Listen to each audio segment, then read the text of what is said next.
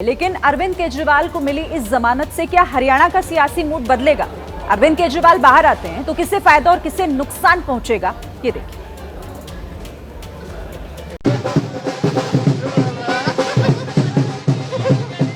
अरविंद केजरीवाल की जमानत पर खुशी में ढोल बज रहे हैं।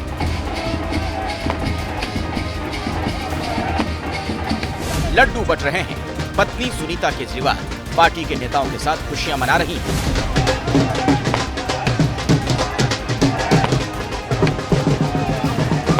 ये जमानत खास इसलिए है क्योंकि हरियाणा में नामांकन का काम खत्म हो चुका है और चुनाव का प्रचार शुरू होने वाला है। पार्टी के नेता तो प्रचार की तैयारी कर ही रहे थे, अब सबसे बड़ा नेता बाहर आया है तो न सिर्फ पार्टी की ताकत बढ़ेगी बल्कि समर्थकों के हौसले भी बुलंद होंगे।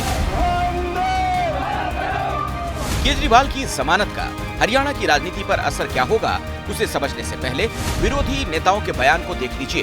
तो अरविंद केजरीवाल ने तो कहा था कि वो सत्ता के सेवक नहीं है, समाज के सेवक हैं। तो पहली सेवा वो दिल्ली की दे दें। जहां तक हरियाणा की बात है, मुझे नहीं लगता कि आज हरियाणा में कोई आतुरता से उस व्यक्ति की बाट जो रहा है जो शराब के घोटाले में जेल गया है। हरियाणा में बीजेपी के बड़े नेता अनिल विज कह रहे हैं कि जमानत का मतलब बरी होना नहीं है। जमानत एक प्रक्रिया है, जमानत मिलना दोष मुक्त होना नहीं होता। और फिर सशस्त्र जमानत मिली है, शर्तों के साथ जमानत मिली है। बंदिशें अब भी हैं उनके ऊपर। पहले फर्क इतना ही है, पहले वो जेल में थे, अब बेल भी है। एबीपी न्यूज के शिखर सम्मेलन में मनीष सिसोदिया ने कहा, केजरीवाल के बाहर आने से बीजेपी घबरा गई है।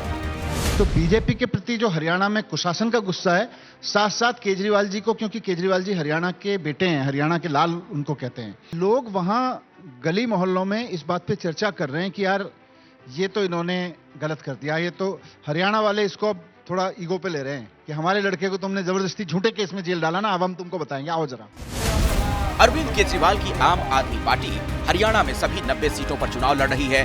कांग्रेस से गठबंधन की कोशिश हुई थी लेकिन बात नहीं बनी और आपने अपने दम पर उम्मीदवार उतार दिए। तो राष्ट्रीय स्तर पर हमारा गठबंधन है, प्रदेश स्तर पर ये बात आई कि इंडिया गठबंधन एक होकर लड़े और हमने भी पूरी रूप से कहा कि हम आम आदमी पार्टी के लिए हम साथ आए, हमें खुशी होगी। और बातचीत चल रही थी उनसे, बातचीत चल रही थी। इस दौरान उन्होंने ही अपनी सारी सीट डिक्लेयर कर दी।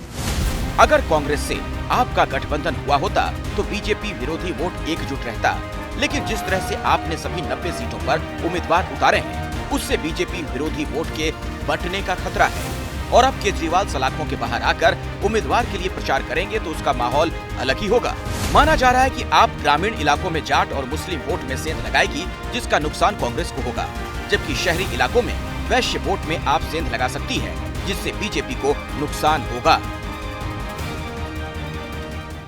जैसे ही घड़ी का काटा दोपहर 2:30 पे आए, बबीता जी का दिल सास बहू साजिश के लिए मचल जाए।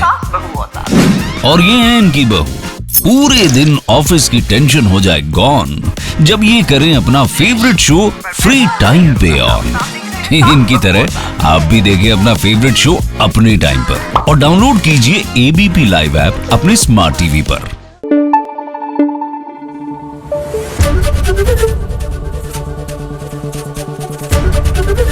एबीपी न्यूज आपको रखे आगे।